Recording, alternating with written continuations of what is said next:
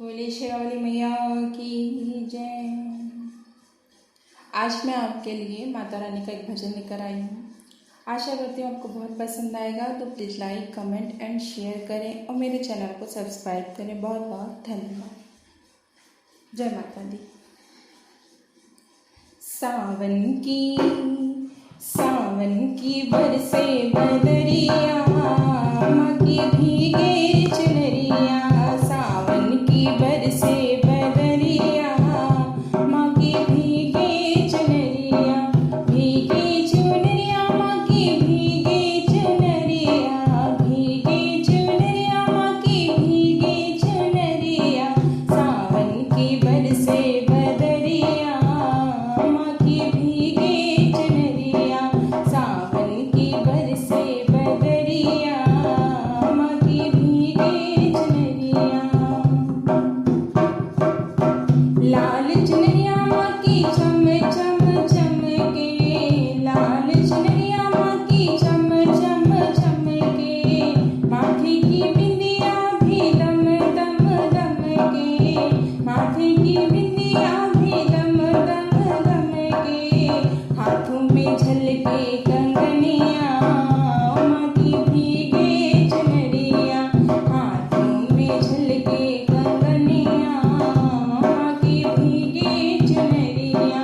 सावन की बरसे बदरिया, माँ की भीगे चुनरिया। छाई हरियाली झूमे अम्बुआ की डाली। छाई हरियाली झूमे अम्बुआ की डाली। होके मतवाली कूके कोयलिया काली। होके मतवाली कूके कोयलिया काली। बादल में कड़के बिजुरिया, माँ की भीगे चुनरिया। बादल में कड़के बिजुरिया, माँ की भीगे चुनरिया। सावन की बरसे बदरिया, माँ की भीगे चुनरिया। ऊंचा भवन तेरा ऊंचा है डेरा माँ। ऊंचा भवन तेरा ऊंचा है डेरा माँ। कैसे चढ़ूं पाँव फिसले है मेरा माँ। कैसे चढ़ूं पाँव फिसले है मेरा माँ। टेढ़ी मेढ़ी डगरिया, माँ की भीगे चुनरिया। टेढ़ी मेढ़ी है डगरिया, माँ की भीगे चुनरिया।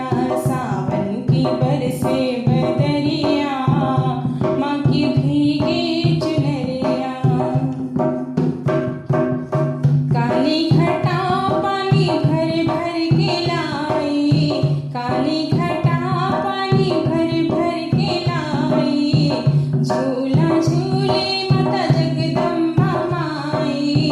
झूला झूले माता जगदम्बे माई। भक्तों पे माँ की नजरिया, माँ की भीगे चुनरिया। सावन की बरसे